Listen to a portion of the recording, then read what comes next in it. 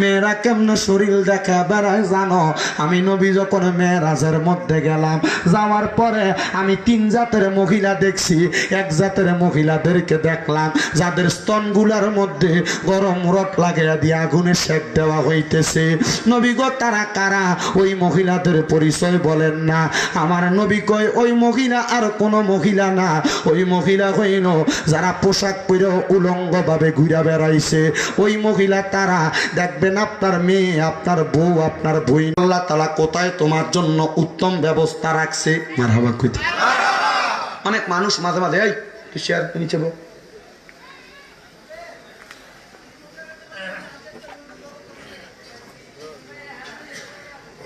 পিছনে মুরব্বী আছে, পয়সা দেয়, তারা সম্পদ দেয়, আমারে কেন দেয় না?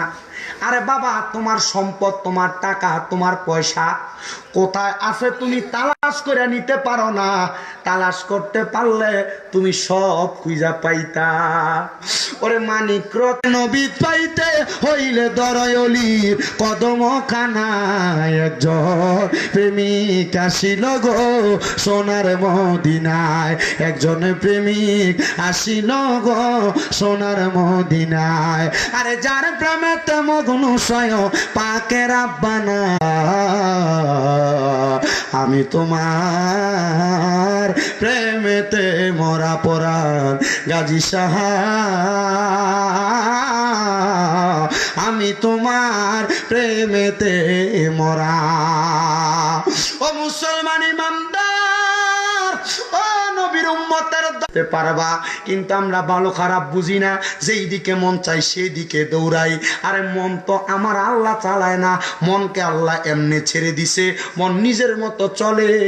আর এই মনের নিজের চলার কারণে আল্লাহ তোমার দোজকে দিব, জান্নাতে দিব। তোমার মন কয় ভালো করতে করো, মন কয় কাবা করতাম কেমনে? ঘরে মোরাকাবা করতে গেলে মানুষ আইসা ডাক দেয়, বাড়িতে মোরাকাবা করতে গেলে মানুষ আইসা ডাক দেয়, জংলাতে মোরাকাবা করতে গেলে মানুষ ডাক দেয়, বাবারে যা মোরাকাবা করতে জংলাতে যা। মা কোন সময় মোরাকাবা করব? অবাক হইয়া গেছি আমি, এটা দেখা বড় অবাক হইয়া গেছি। এমন একটা নূরের তাজাল্লা আসমান থেকে মেয়ের মাথা বরাবর দেখা যায়। আমি দাঁড়াইলাম আর ডাক দিয়া বললাম, কে গো আপনি? বল আপনার পরিচয়টা আমার একবার বলেন না। মাথা উঠে আর ডাক দিয়া কয়, আল্লাহর বান্দা আমার ঘরে। আমি ডাক দিয়া কইলাম, মা এটা তো আপনার ছেলের বউ না? মাগো এটা একজন জঙ্গলে মোরাকাবারত মহিলা। এই মাইয়াটা মোরাকাবা করতেছিল, তার থাকার জায়গা নাই, বসার জায়গা নাই, মাও নাই, বাবাও নাই। ও মা, এই মাইয়াটারে আমি আমার ঘরে আনছি, মা গো আপনার সাথে থাকবে, আপনার চলাফেরাতে সহযোগিতা করবে।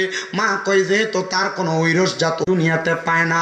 সাইদ ইবনে মুসাইয়াব কয়, আল্লাহর কাছে কত কান্নাকাটি করলাম, আল্লাহ আমার একটা সন্তান দেয় না।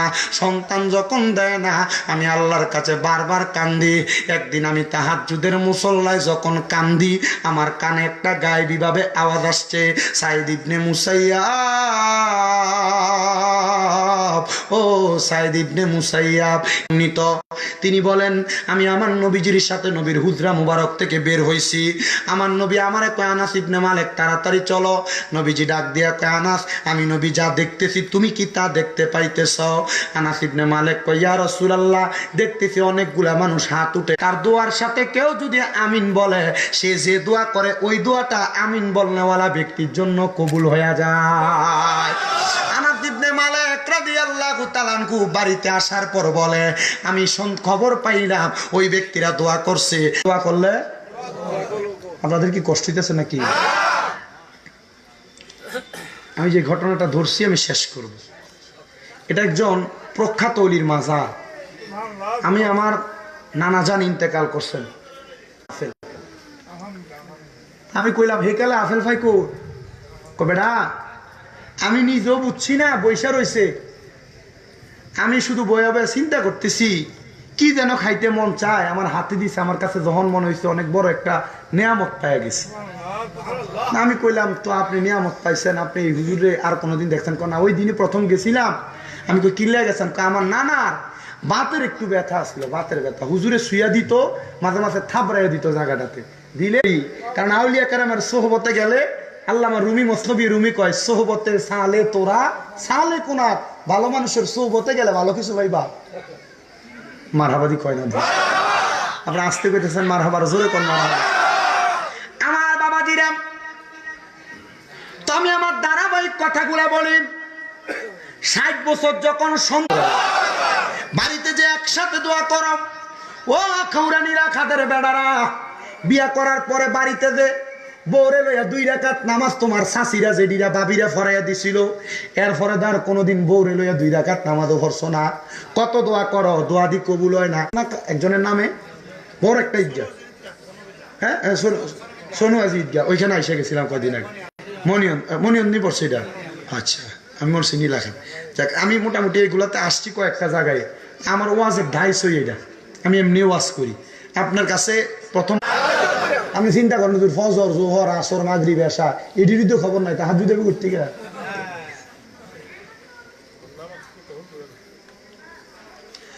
আমার মুসলমান ইমানদার সাইদ ইবনে মুসাইয়াব বলে, একটা সন্তান দান করো, যেই সন্তান আমি আব্বা জানের ইন্তেকালের পরে আমার জন্য দোয়া করবে, আমার জন্য দোয়া করবে। স্বামী গো, আপনার জন্য দোয়া করবে এই কথা বললেন, আমার জন্য দোয়া করবে এই কথা বললেন না। আর ফুতের দোয়ার লাগা কি হইছে? আলেম ওলামা দোয়া করলে তো চলে না গো। স্ত্রী একটা মাছের মাথা পরিমাণ পানি চাইরা দিয়া যদি কান্দে, ওই পানি মাটিতে পড়ার আগে আগে আল্লাহ তার মা বাবার জীবনের গুনাহ মাফ করে দেয়। স্ত্রী কয় আমিন, আমিন কয়া যখন স্বামী দোয়া করছে, ওই রাত্রে তার স্বামী স্ত্রী মিলন করছে। ও আমার স্ত্রী, আমার সন্তানটারে তুমি একটা আল্লাহওয়ালা বানাইও, ইমানওয়ালা বানাইও, আমার মায়ের আদেশ মোতাবেক বড় পীরের অনুসারী বানাইও। স্ত্রী বলে, স্বামী এই কথা কেন বলেন? আপনি বাবার না, দায়িত্ব আপনি না করবেন না। মুমিন বান্দা জানার কারণে মরণের আগে মরণের প্রস্তুতি গ্রহণ করে, বেঈমান না জানার কারণে বেঈমান বান্দা প্রস্তুতি গ্রহণ করে না। আল্লাহ আমরার ইমানদার না বানাইয়া কবরে নিও না। সাইদ ইবনে মুসাইয়াবের স্ত্রী বলে, আমি আমার সন্তানটারে মানুষ করতে কষ্ট হইতেছিল। আমার সন্তান এলাকার বাজে বাজে ছেলেদের সাথে মিশা নেশার সাথে জড়িত হয়ে গেছে। হায়রে, এই নেশা এমন একটা বদ খাসিয়ত জিনিস, এই নেশার কারণে বহু পরিবার নেশা করার পর থেকে, নেশার ঘুর কাটার পরে কালেমা পড়া পর্যন্ত তার ঈমান থাকে না। যারা চুরি করে, চুরি করার পর থেকে কালেমা পড়ার আগ পর্যন্ত চোরের ঈমান থাকে না। যারা জিনা ব্যভিচার করে, পরকিয়া করে, ওই ব্যক্তিদের ঈমান থাকে না যতক্ষণ না পরকিয়া করার পরে সে ব্যক্তি কালেমা না পড়ে, কোরআনওয়ালা হয় নাই। আমার সন্তানটা তো বাঁধে পথে চলাফেরা করে। আল্লাহ কেমনে বানাইতাম? নেশা করতে করতে আমার ঘরের মাল সামান গুলা বিক্রি করে ফেলে। দেখবেন, আমি জানি না নীলা খাদে আছে কিনা, এই নেশা করতির জ্বালায়, বাবা করতে জ্বালায়, গাঞ্জা করতে জ্বালায়, এলাকার ভিতরে কল দিয়েও থাকে না, খুল্লা নিয়ে চুরি করে, মোটরটিও নিয়ে চুরি করে। কথা কোন ঠিক কিনা? কলিনি কেন চুরি করে? এটা কনে দিই মোটামুটি একটু গরম লাগতেছে, ঠিক লাগতেছে, ঠিক না? মসজিদের দানের বাক্স চুরি, একটা জিকির করছে বইয়া বইয়া। তুমি সামনে বই ব্যাপারটা একটু জিকির করে লাস্টে দিয়া বইও সামনে। ভালো মানুষ, আল্লাহ কবুল করো, কামিল কর। তো নেশা করার এই স্বভাব আসেনি? কোন ব্যক্তির কয় সময় ইমান থাকে না? 3 ব্যক্তির 3 সময়। নেশা করলে তার ইমান, চোর চুরি করলে ইমান। কোন জাতের চোর? ওজনে কম দেয়, এটা একটা চোর। মা বাপ মরে যাওয়ানোর পরে ভাই বাতিটা জমি দখল করে খায়, এটা আরেকটা চোর। মানুষের ক্ষেতের গালা কাছাইতে কাছাইতে 1 লাইলে 1 বিঘা বানায়, এটা আরেক চোর। মানুষের মিশা কথা করে ব্যবসা করিয়া অল্প টিয়ারটা বেশি দামে বেচা, এটা আরেক চোর। কথা কয় না তো? রমজান মাস আইতেছে, রমজান মাসে দেখবেন বুট, ডাল, চিনি, তেল, খেজুর গুদামজাত করব, বাজারে মালের সংকট দেখাইব, দেখাইয়া বেশি দামে বেচবো, এটা আরেক চোর। কথা দি কর নাম না তুফান মোল্লার উপর দিয়া নিজের উপর দিয়া দেওয়ানোর দরকার নাই বেটা, বিচার দিয়া দেবো বেটা ফরান গাজীর কাছে। আল্লাহ কবুল করো, আমিন কর। চুরি করা কবুল করতো, চুরি করা সারা যেন কবুল করে, জোরে কোন আমিন। বাগানো তো এবার ওই ছেলেটা ফুতে বাফে নিয়ত করছে কি ফুলারে কি বানাইবো, গাছে ভাগের অনুসারী বানাইবো বেটা, কিন্তু এই ফুলা হয়েছে কি নেশাখোর। এ মা বিচার দে মনে মনে চিন্তা করে, আল্লাহ কি ফুট জন্ম দিলাম। অনেক সময় মা বাপ বালা, কিন্তু এই ফুতরা সঙ্গ দোষ অঙ্গ নষ্ট করে ফেলেছে। এলাকার বহুত ছাত্র ফলাইন লগে চললে অঙ্গ নষ্ট করছে। দেখবেন আপনারা যারা এখানে বসছেন, আমি বহুত সিগারেট খোরারে জিগেছি, তুই সিগারেট খানা কার কাছে শিখছ? আরে কইস না, এক বন্ধু এক সময় কইছিল কি হয়েছে তুই খাস না, একটা টানা দিয়ে দে, কি হইবে একবার খাইলে, একবার খানা একবার কি হইব কইয়া দিছে তারা নামাইয়া,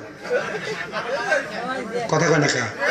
এখন তার কাছে তখন মাথাটা গরম হয়ে যায়, ফেনিকের লগে ঝগড়াটা হয়, তখন সিগারেটটা টান্না দিলে তার ভাল লাগে না, কথা কয় না কা। মানুষের লোকের ভাই ঝগড়াটা হইলে তখন আর সিগারেট টানা টান দিলে ভাল লাগে না তার, এ দিলে তো তারা খাইয়া, কথা কন না কি লেগে। আপনি শিখে দেখেন যারা সিগারেট খায় এরা এমন কয়েকজন বন্ধু বান্ধবের ফাল্লা ফেরে সিগারেট খানো শিখছে, ঠিক আছে না? ঠিক। টা বিক্রি করে ফেলে, আমার কাছে এটা ভালো লাগে না, আল্লাহ তুমি একটা সমাধান করো। তো ঘরের সব মাল সামান বিক্রি করার পরে মা জননী কয়, আমার ঘরের ভিতরে শুধু একটা সম্পদ আমার কাছে আছে, এটা হলে আমার সন্তানের আব্বা যান আমার বিবাহ করে যখন আনছে আমার একটা নামাজের মুসল্লা উপহার দিছিল হাদিয়া, আমার বিয়ার দেন মোহর হিসাবে একটা নামাজের মুসল্লা দিছে, আর একটা কোরআন শরীফ দিছে, আর একটা তসবিহ দিছে। আর অনকার বেরিয়েতে বিয়া করতে যাবেন নামাজের মুসল্লা আর আপনি কাপড়, মানে আপনি যদি একটা কোরআন শরীফ দেন কইব বেড়া ফকিরনিগিরি দেহাস মোল্লাগিরি দেহাস, মাত্র নামাজের মুসল্লা দিয়া তুমি আইছো মাত্র একটা বিয়ার মোহরানা দিতা, 10 লাখ মোহরানা দিবি, 5 লাখ মোহরানা দিবি, হলে বিয়ে হইব নইলে বিয়ে হইতো না। তো 10 লাখ মোহরানা দিয়ে যে বেটা বিয়ে করবো, এ বেটা 5 লাখ যৌতুক লবে, এটাই স্বাভাবিক। আপনি মোহরানা কমান যৌতুক বন্ধ হয়ে যাবে, যৌতুকের বিরুদ্ধে সব মোল্লা রাখো, মোহরানা খবরে কম যাব, সাবধান। বোর গায়ে কোন একটা তিল থাকলে এটারও কম যেত না যে এটা তো আমার মায়ের মতো, মায়ের মতো কইলে তালাক, সাবধান। আপনারা আইসমাই দেন না লেগে কইছি আর কি, আপনারা দেখেন অন্যদিকে নিয়েন না।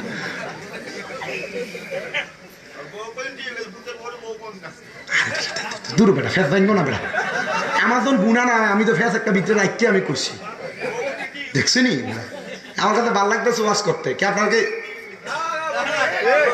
কইলে আমি যাবো ভাই, কি বল কালকেও করছি 2টা মাসি, আজকে একটা মাসি, আমার আগামীকালকেও 2টা মাসি।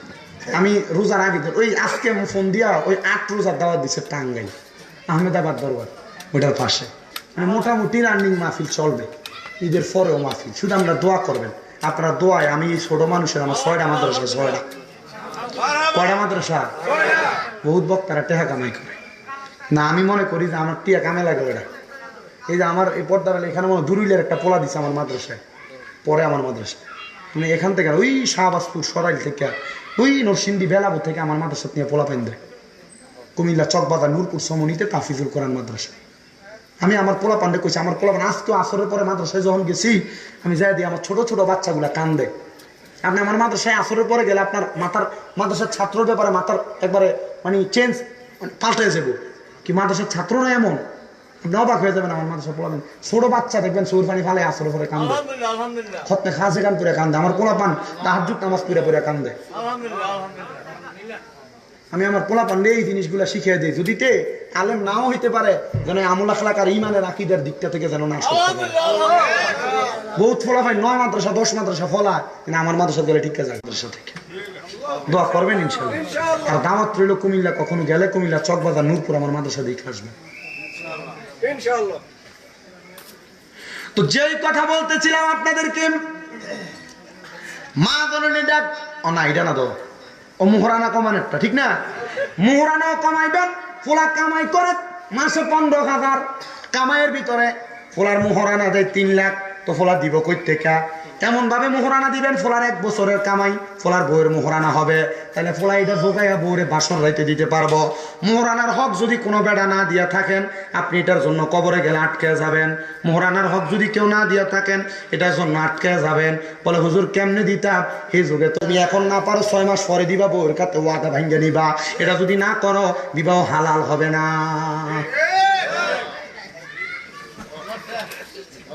কথা বুঝছেননি?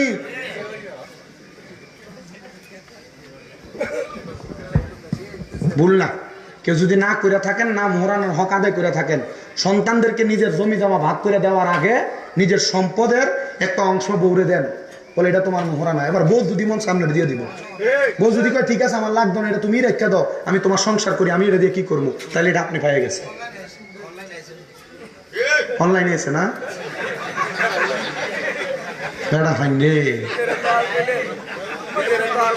মনে যদি কোনো আমি কামলা দিতাম না, দিয়া লাগবে বেটা। কেউ দেরি হয়ে যেতেছে গা, ওয়াজ অনেক লম্বা বাকি রয়েছে। এই জায়নামাজটা যেটা দিছে এটার বড় ঘটনা। এই নেশা করতে যে জায়নামাজ নিয়ে বেচ চালাইছে। কথা কইতেছি একটু, শুধু শেষের দিকে যায়। ভিডিওতে আসেনি পর্দার আনলে হেদায়েত করতাম, হেদায়েত করলে তো ওয়াজ আর আধা ঘন্টা পারবো। বুঝো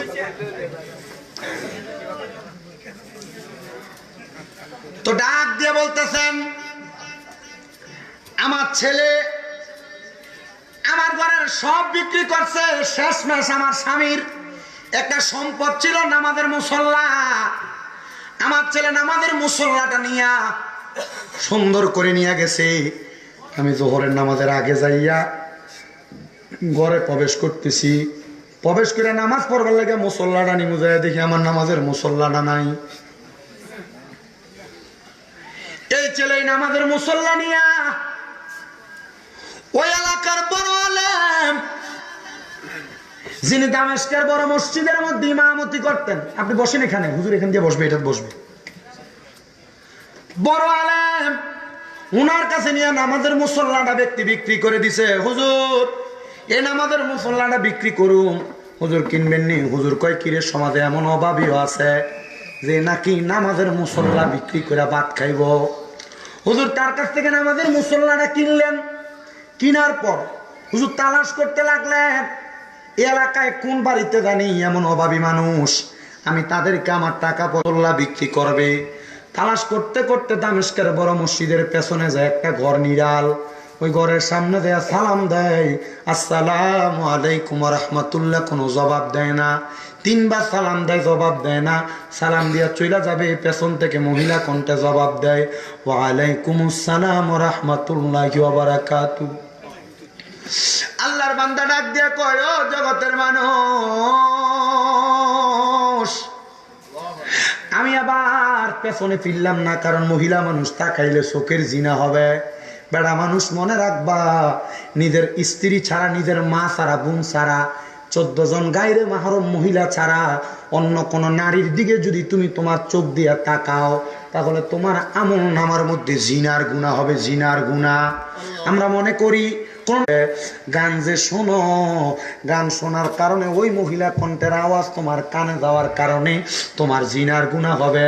এ পর্দার অন্তরালের মহিলারা, তুমি তোমার ফুতেরে যেই বাড়িতে ডাক দাও 3 বাড়ি তোমার ডাক শোনা যায়। মনে রাখবা, মহিলাদের গলার আওয়াজ যদি কোনো পরপুরুষ শোনে, মহিলাদের আমল নামার মধ্যে কবিরা গুনাহ হয়, কবিরা গুনাহ।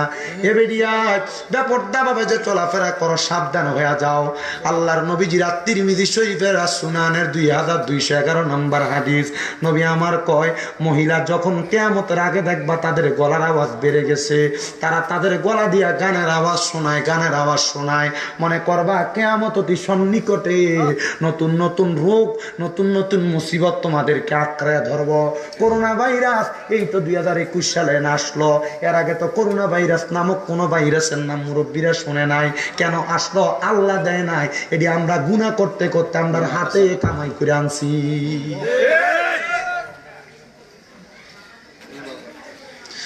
শুধু এগুলা না, আরো 14টা কারণ আছে। এর মধ্যে একটা কারণ হলো সমাজে মানুষ নিকৃষ্ট ব্যক্তিদেরকে নেতা বানাইবো। নেতা দেখবেন সুদখুরেরে দইরা নিয়ে মসজিদের সভাপতি বানাইবো, সুদখুর গোসখোররে দইরা নিয়ে মসজিদের সেক্রেটারি বানাইবো, দেখবেন সুদখুর গোসখোর হারাম করে এলাকার সর্দার মাতাব্বর বানাইবো। আল্লাহর নবী কই এটা কিয়ামতের আলামত। যখন দেখবা এমন অবস্থা নিকৃষ্ট লোক সমাজ পরিচালনা করে, মনে করবা কিয়ামত অতি কাছে, এটার কারণে সমাজ ধ্বংস হয়ে যাবে। নবী আমার শুধু এই কথা বলেন নাই, শেষের দিকে নবী কয় 9 নাম্বার, নবী কয় কিয়ামতের আগে এমন অবস্থা হইব মানুষ একজনের অনিষ্টতা থেকে বাঁচার জন্য তার ডরে সালাম দিব। দেখবেন সামনে দিয়ে সালাম দেয়, সালাম দিয়ে পেছনে আবার পরে কয় গোলামের উপর খোদার গজব ফুরুক। আর জ্বালায় মানুষ বাঁচে না, চলেনি কিয়ামতের আলামত বেড়া।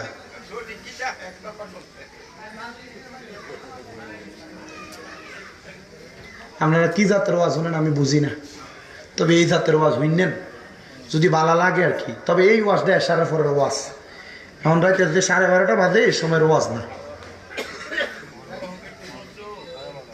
ভাল লাগলে আমি করবো আর কি।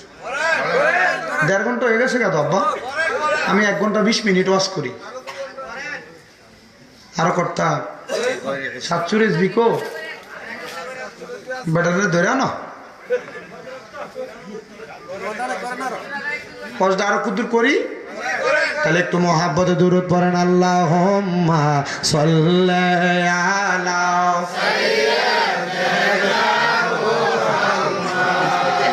আল্লাহুম্মা সাল্লি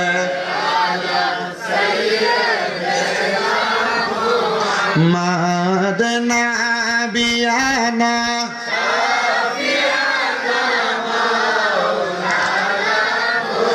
ওরে আসা যাওয়া কি যন্ত্রণা, আসা যাওয়া কি যন্ত্রণা, জানলে রে পরাণ গাজী আর আসতাম না, আগে জানলে রে দয়াল আর আসতাম না। ও দয়াল রে ওই পারেতে প্রেমের বাজার পার হইয়া যায় সব দোকানদার, আমি দয়াল হইতে পারলাম না। ওরে বুঝি আমার কপাল মন্দ, ওরে বুঝি আমার কপাল মন্দ, বাইটাল নৌকা পার কাটে না, জানলে রে দয়াল আর আসতাম না। মুর্শিদের বারে আসা যাওয়া কি যন্ত্রণা, আসা যাওয়া কি যন্ত্রণা, জানলে রে দয়াল আর আসতাম না। ও দয়াল রে মাকাল ফল তার দেখতে ভালো, বাঘের লাল তার বেতর কালো, আমি দয়াল আগে জানতাম না।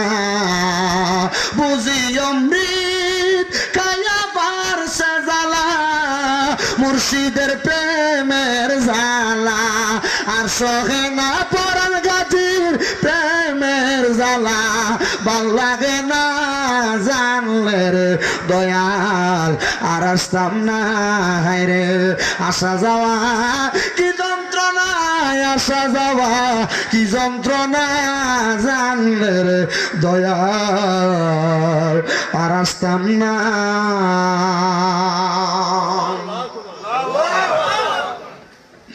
এ মুসলমান সব ঘরে তালাশ করে এক ঘরের সামনে গেছে, বেড়ির পিছনের দিকে ফিরে তাকায় না। আল্লাহ নবী কয় মা তাকাইলে আমার জিনার গুনাহ হইব, এই জন্য তাকাই না। ডাক দিয়া কয় মা এটা কি ওই ব্যক্তির ঘর যেই ব্যক্তির ঘর থেকে একটা জানাজার নামাজ বিক্রি করা হয়েছে, যায় নামাজের মুসল্লা? মহিলা কয় হুজুর একটা ফুট জন্ম দিছি, এই ফুটটার লইয়া মুসিবতে আছি। ডাক দিয়া কয় মা কি মুসিবত? কয় হুজুর ঘরের সব বেচ্চা অবশিষ্ট আমার স্বামীর শেষ সম্বল নামাজের মুসল্লাটা বেচ্চা দিছে।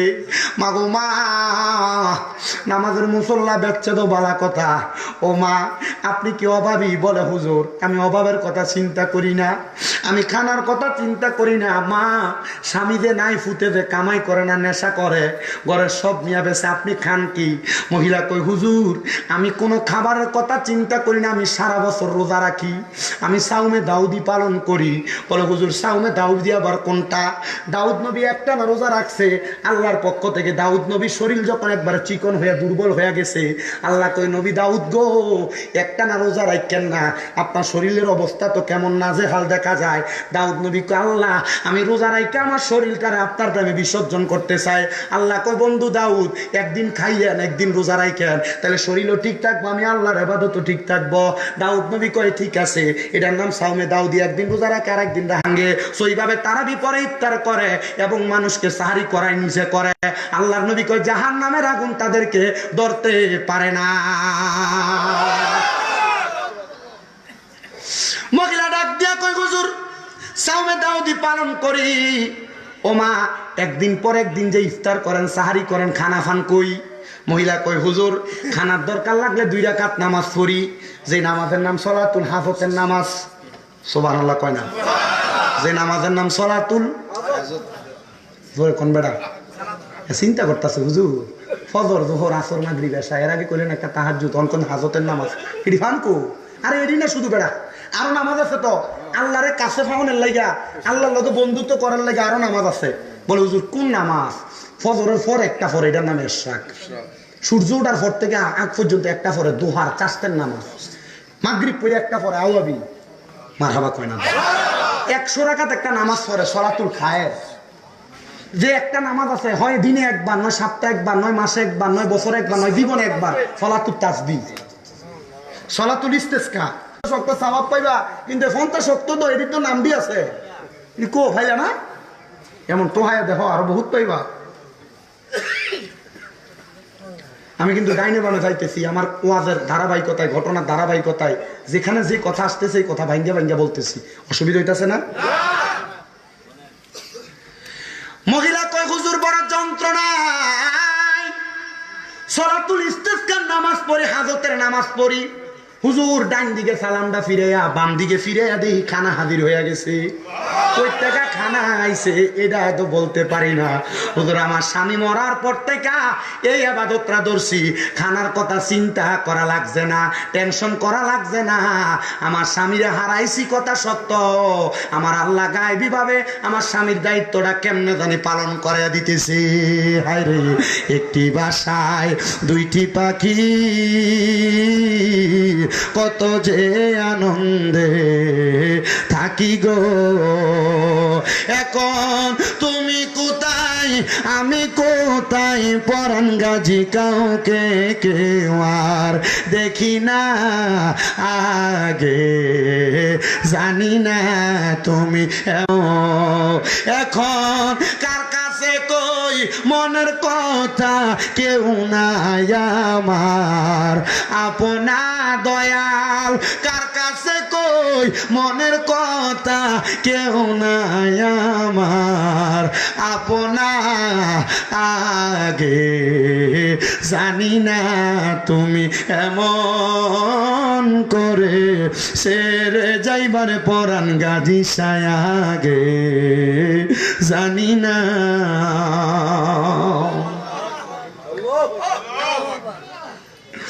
মহিলা কই হুজুর খানার চিন্তা নাই, টেনশন নাই। হুজুর আমার পুত্রের বড় টেনশন হুজুর, নবীনা কইছে ফুতে জানাজা পড়াইলে গুনাহ মাফ, কবরের আযাব মাফ। এই ফুতে কি আমার জানাজা পড়াইবো নি, আমার টেনশন লাগে। হুজুর কয় মহিলা আপনি দায়িত্ব দিলে আমি আপনার ফুতের জানাজা, ফুতের আমি ভালা কইরাম। হুজুর ঠিক আছে ভালা কইরা দেন গো। বলে আপনি আপনার সন্তানরে কইবেন আমার কাছে যদি যায় তারে নেশা করবার লাগে আমি পয়সা দিমু, নেশা করবার লাগে তারা দেড়হাম দিমু। মহিলা কয় হুজুর জানি না যাইবনি, তবে আমি বইলা দেখবো। হুজুর যখন এই কথা বইলা চলে গেছে, মহিলার সন্তান বাড়িতে আসার পর পরের দিন চুরি করবার লাগিয়া শেষ সম্বল নামাজের মুসল্লা তো বিক্রি করছে, আর কি বেচবো, কিছুই টোকায় পায় না। মা ডাক দিয়ে কয় ফুট নেশা করবার লাগে বুঝি কিছু বেচার মাল টোকাও। আরে বাবা যা এখান থেকে দামেস্কের বড় মসজিদের সামনে যাইবি, দেখবি একজন হুজুর বইয়া রয়েছে, ওনার কাছে যায় কবি আমি মা পাঠাইছি তোরা টাকা দিবার লাগা। হুজুরের কাছে গেছে যায় কই হুজুর আমার মা কইছে আপনি নাকি আমার সম্পদ দিবেন। হুজুর হুজুর কয় আব্বা আমি যেই সমস্ত খবর তোমার ব্যাপারে জানি, তুমি একজন নেশাখোর, অপবিত্র শরীরের সাথে আমার শরীর আমি লাগাইতাম না। আব্বারে আমার সামনে একটা পুকুর দেখা যায়, যারে আব্বা যা এই পুকুরে কুফের মধ্য থেকে একটু পানি উঠাইয়া মাথার মধ্যে ঢাইলা গোসলটা করে আমার সামনে আয় করে আমার টাকা দিবেন বলে দিব। গার পানিটা ঢালছে, হুজুর কথা মোতাবেক তারে 300 দিরহাম দিছে। 300 দিরহাম নিয়া হাঁটতে হাঁটতে মদের বাটিখানাতে যাবে, রাস্তা দিয়া যে তারে দেখে দৌড়ে দৌড়ে ফালায় যায়, তার সামনে কেউ আসে না। মদের বাটিখানায় গেছে, বাটিখানার মধ্যে যাওয়ার সাথে সাথে মদের বাটিখানার সব মানুষ তারে দেখা ফালাইয়া গেছে। সে বাড়িতে গেছে, বাড়িতে যাওয়ার পর তার মা তারে দেখা বেহুশ হয়ে গেছে। একই বুঝলাম না, মদের বাটিখানায় গেলাম, মদের মালিকেরা আমার ফালাই দিয়ে চলে গেল, তোর মালিক নাই আমি খামু কেমনে, এখান থেকে চলে আসছে। নেশা করার পরে নেশাও করতে পারে নাই, বাড়িতে যে মার সামনে গেছে, মা তারে দেখে বেহুশ হয়ে গেছে। তার মানে ওই পানিতে গোসল করার পর তার চেহারা বিকৃত হয়ে গেছে, কেউ তারে চিনে না, তারা দেখলে বড় ভয়ঙ্কর লাগে। হুজুরের কাছে যায়, কই হুজুর আপনার কাছ থেকে টাকা নিয়ে মদের বাটিখানায় গেছি, এরা আমারে দেখা ফলায়, রাস্তায় মানুষ আমারে দেখলে আমারে দেখা ফলায়। হুজুর বাড়িতে গেছি, মাও আমারে দেখে আমারে চিনে না, হুজুর আমার মা আমারে দেখে বেহুশ হয়ে গেছে, হুজুর যাওয়ার জায়গা নাই, আপনার কাছে আমার জায়গা কইরা দেন। খাইছে কি আর খাইতো কি ওনার কারোর কাছে জায়গা নাই, হুজুর আপনার কাছে একটু জায়গা দেন। হুজুর কয় আব্বা আল্লাহর ওলি যারা এরা অপবিত্র, তারা অপছন্দ করে। আবার তুমি নেশা করছো, আব্বা অপবিত্র হওয়া যাবে না, বাবা পবিত্র হও। হুজুর আমি না গোসল করে গেলাম, পবিত্র করছো, আব্বা ও আদা করো, আর কোনোদিন নামাজ ছাড়তা না, আর কোনোদিন মিশা কইতা না, আর কোনোদিন অপকর্ম বাজে কাজে লিপ্ত হইতাম না। কথাগুলো কইয়া সুন্দর করে বসছে। হুজুর কি করতাম, আমার দন করতাম না, কাম নাই হুজুর আপনার এখানে, কোন ইলমের তাসাউফের জ্ঞান তাদের সিনায় দিয়ে দিছে। বাকি 6 মাসে তার সিনার ভিতরে ফিকের এলেম দিয়ে দিছি, মানে মুফতি বানাই দিছে। এখনকার যুগ আর আগের যুগ কি এক নাকি যুগ? না না, এখনকার সিলেবাস অনুযায়ী পড়া, আর আগে কিতাবের ফার্স্ট টু লাস্ট দত্ত শেষ হওয়ার আগ পর্যন্ত পড়া শেষ হচ্ছে না। এজন্য আমাদের ওস্তাদরা আমরা মাঝে মাঝেই মাদ্রাসার ক্লাসে কয় যে তোমাদের ভিতরে এলেম নাই। আমি তো হুজুর আসলে তো এলেম নাই, কারণ হুজুর আপনারা আমরা সিলেবাসের খণ্ড বিশেষ যা সিলেবাসে আছে তা পড়াইতেছেন, কিন্তু আপনারা যখন পড়ছেন তখন কি আপনারা সিলেবাস সরাইতো? কবেটা সিলেবাসে তো আসলাম, সিলেবাস কি যাবে ফার্স্ট টু দত্ত একবার আউয়াল টু আকার শেষ করে দিত। হুজুর আমরা যেমন সিলেবাস সরান, যা পড়াইছেন যেটি পড়ছি এটি তো আর আমরা জানি না, কয়টি হুজুরা কয়া দেয় নিজ দায়িত্ব করে লইস, নিজ দায়িত্ব পরে কোন সময় বেটা সেপ্টেম্বর থেকে মাহফিল শুরু রোজার আগ পর্যন্ত মাহফিল, 1 মাস মাহফিল করলেও আর শেষ হয়ে যাবে, আরো আজ ভিতরে। এই 2 বছরের মাথায় সব শিখিয়ে দিছে। 1 বছর তাকে সাধনার পড়াইতে পারি নাই। হুজুর আমি কি যাব জানাজা পড়াইতে? হুজুর ডাক দিয়ে কয় বাবা জানাজা পড়াইতে যাইবা যাও, তবে যাওয়ার আগে এই পানিটা দিয়া, যেই পানিতে তুমি প্রথমে এসে গোসল করছিলা, এই পানিটা দিয়া আরেকবার গোসল করো। গোসলটা যখন করছে চেহারা আগের মতো সুন্দর হয়ে গেছে। ওই ছেলে মার লাশটার সামনে নিয়ে জানাজাটা পড়াইছে, জানাজাটা পড়ায়া ওই আমার মাটা যে কবরে, আমার মায়ের স্বপ্ন ছিল আমি জানাজা পড়াইলে আল্লাহ আমার মারে মাফ করে দিব।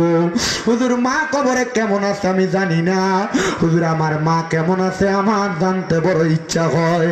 আমি জানি না এই নীলাখাদের 92তম হযরতে পরান গাজী শাহ রহমাতুল্লাহ আলাইহির উরুস মোবারকে কোন সন্তান জানি তাদের মারে মাটি একটু বলার চেষ্টা করবেন, আমি আপনাদেরকে আর কষ্ট দিতেছি না।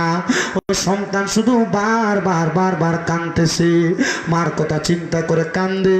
সন্তান মার কথা বাবার কথা স্মরণ করে করে চোখের পানি ফালাইবা, কারণ চোখের পানি মাটিতে পড়ার আগে আল্লাহ মা বাবার গুনাহ মাফ করে দেয়। আশেক বলে মা তুমি কেমন আছো, মা তুমি কেমন আছো, অন্ধকার কবরে তোমার জন্য কান্দে অন্তর, দু চোখের পানি ঝরে তোমার জন্য কান্দে অন্তর, দু চোখ ঝড়ে ছোট কালের কথা পরে যখন মনে বসে বসে কেউ নাই সংসারে তোমার জন্য কান্দে অন্তর দু চোখের পানি ধরে তোমার জন্য কান্দে অন্তর দু চোখের পানি ঝরে মা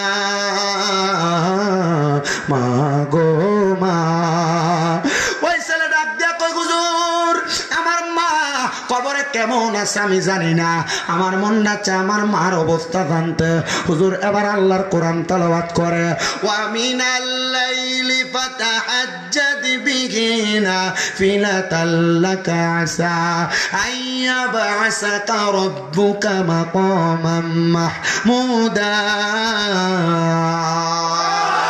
হুজুর ডাক দিয়ে কয় বাবা আল্লাহ নবীরে কইছিল আপনি রাতের কিছু অংশে তাহাজ্জুদের নামাজ পড়েন যদি তাহাজ্জুদের নামাজ পড়েন অতি সত্বর আপনাকে মাকামে মাহমুদ প্রশংসার জায়গা দান করবে যখন এই আয়াত নাযিল হইছে আমার নবী আল্লাহর কাছে কাঁদছে আল্লাহ আমার উম্মত আমি নবী দুনিয়াতে না থাকলে তাহাজ্জুদ পড়ব আমার উম্মতের আপনি কি দিবেন আল্লাহ কই বন্ধু নবী আপনার উম্মত তাহাজ্জুদ পড়া যা চাইব তা দিব কামাই নাই রুজি নাই বরকত নাই রোগ বালা মুসিবত ছাড়ে না বিদেশ যাওয়ার চেষ্টা করো পারো না তাহাজ্জুদের নামাজ পড়ো আল্লাহ তাআলা তোমার কইরা আল্লাহ তাআলার কাছে কান্দে কান্দে আর কান্দে একটানা 7 দিন কাঁদছে 7 দিনের দিন ওই ছেলেটা কাঁদতে কাঁদতে হুজুরের কাছে এসে ডাক দিয়ে কই হুজুর আমার মা বাপ তো কবরে বড় ভালো আছে বলে কেমন আছে কি দেখছো বলে হুজুর তাহাজ্জুদ পড়া যখন কান্দি আমি দেখছি আমার মা জননী আমার আব্বাজান একটা সুন্দর বাগানের মধ্যে ঘুরতেছে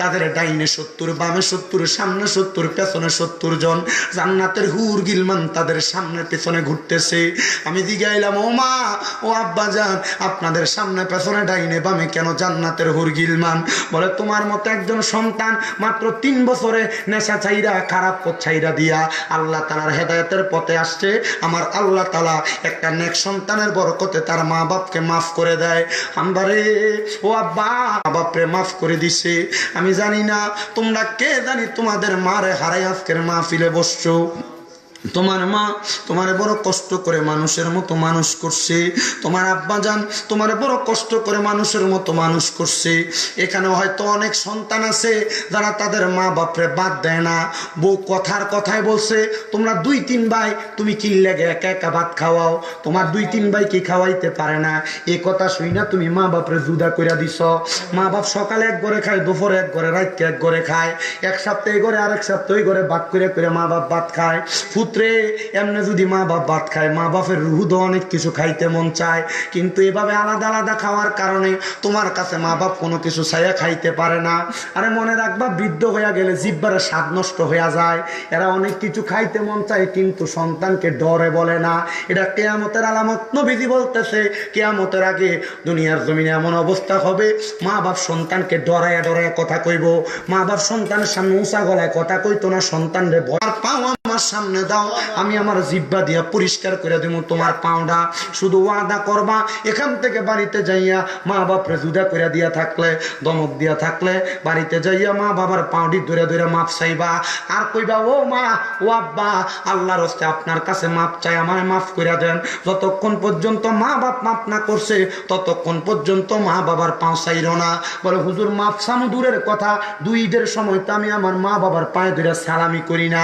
আর সালাম না মাঝে মাঝে সুযোগ পাইলে আম্মা আব্বার পায়ের মধ্যে চুমা দিবা আমার সম্মান আমার যোগ্যতা নাই এই মাহফিলে প্রধান বক্তা হওয়ার যখন মাদ্রাসায় পড়ি ক্লাস 6-7 পড়ি ওয়াজ মাহফিলে শুনছি মা বাবার পায়ের কাছে ছোট হইলে আল্লাহ জগৎ বিখ্যাত ভাগ্য না আমি বলবো আব্বা আপনি চুমা দিবেন কিনা জানি না তবে আম্মা আব্বার কদমে চুমা দিলে আল্লাহর জান্নাতের চৌকাঠে চুমা দেওয়ার সওয়াব পাবেন এ সন্তান আজকের মাহফিল কবুল হবে কি হবে না এটার গ্যারান্টি আমি দিতে পারবো না তবে একটা গ্যারান্টি আমি আপনাদেরকে দিতে পারবো যদি আগামীকালকে শোনেন নীলাখাদের কোনো দোকানে বৈশা কোনো মুরব্বী কয় হ্যাঁ শামীম দাদার কথা শুই না আমার ফুতে বাড়িতে যে আমি বাপের পায়ে ধরে মাপ চাইছে কিন্তু আমার ফুতে কোনোদিন আমার লগে অন্যায় করে নাই যাদের আব্বা আম্মা বাচ্চা রয়েছে আজ্ঞা ওয়াদা করে দাও এখান থেকে বাড়ির যে আব্বা আম্মার পাউডি ধরে মাপ চাইবা বলে হুজুর আমি আমি তো কোনো অন্যায় করছি, আমিও কি মাপ চাইতাম?